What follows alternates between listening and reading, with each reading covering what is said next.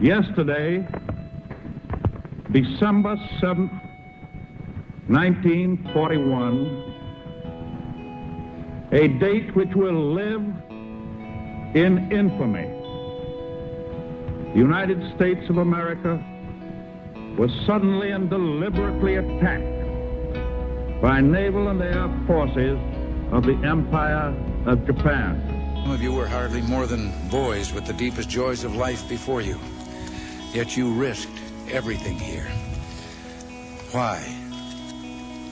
Why did you do it? Well, what impelled you to put aside the instinct for self-preservation and risk your lives to take these cliffs? What inspired all the men of the armies that met here? We look at you and somehow we know the answer. It was faith and belief. It was loyalty and love. Our country is strong. A great people has been moved to defend a great nation.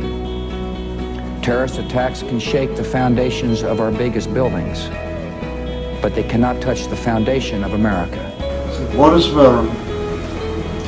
Some veterans bear signs of their service: a missing limb, a jagged scar, a certain look in their eye. Others may carry evidence inside them: a pin holding a bone together, a piece of shrapnel in their leg, or perhaps another sort of inner steel, the soul's ally forged in a refinery in adversity. Except in parades, however, the men and women who have kept America safe wear no badge or emblem. You just can't tell a vet by looking. He's a cop on the beat who spent 6 months in Saudi Arabia sweating 2 gallons a day, making sure the armored personnel carriers don't run out of fuel.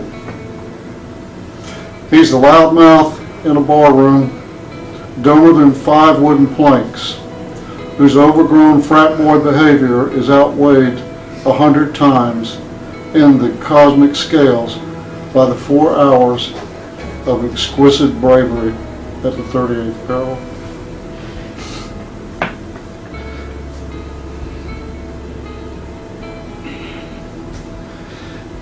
She or he is a nurse who fought against futility and went to sleep sobbing every night for 2 solid years in Da Nang.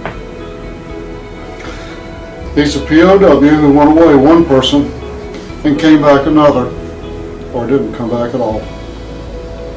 He's a drill instructor who has never seen combat, but has saved countless lives by turning slouchy, no-account rednecks and gang members into soldiers, teaching them to watch each other's back.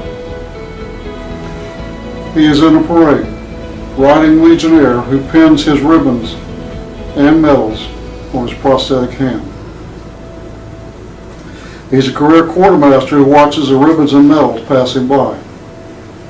He is the 3 anonymous heroes at the Tomb of the Unknowns, whose presence at Arlington Cemetery must forever preserve the memory of all the anonymous heroes whose valor dies unrecognized with them on the battlefield or in the ocean's sunless deep.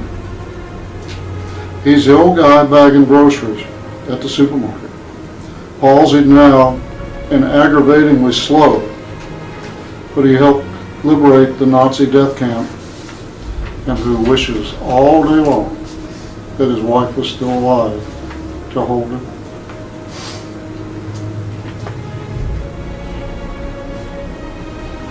He is an ordinary and yet extraordinary human being. A person who offered some of his life's most vital years in the service of his country, and who sacrificed his ambitions so others would not have to sacrifice theirs. He is a soldier and a savior and a sword against the darkness. He is nothing more than the finest, greatest testimony on behalf of the finest and greatest nation ever known.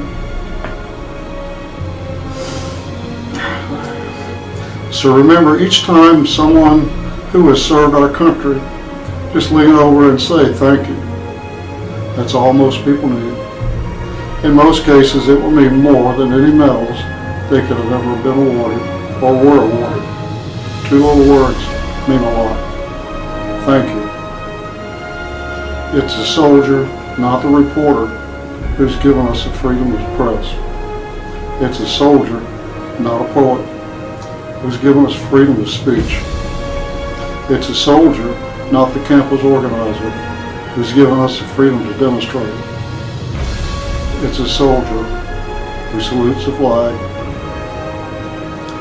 who serves beneath the flag, whose coffin is draped by the flag, who allows a protester to burn the flag. Thank you. My choices didn't stop there. I had to choose whether I was going to have a positive or negative attitude. I had to choose whether I was going to be, even though I was really injured and I had a lot of stuff medically that I needed to focus on. I needed to choose whether I was going to be as supportive as I could, or whether I was going to go throughout the day and only give it half of an effort and not give it my full effort just because I was down in the dumps because I was injured. I had to make these choices. I had to make a choice every day if I wanted to get up early in the morning and go through 2 hours of painful physical therapy. I had to make those choices because even though they were hard choices, I knew, and you should think about as you go throughout life, every day you're going to be presented with choices, whether it's good choices to do great things or bad peer pressure choices to do bad things. You're going to be presented with choices. And like I said, those choices affect those around you. And I knew that even though I was making the hard choices to go through those 2 hours of painful physical therapy, or I made the choices to go through the surgeries that weren't absolutely required and they were going to be painful, but I knew that if I went that little extra step and did that surgery, that I would be better for it one day. I knew that with the hard and bad choices would come the great and bright times and good times in my life.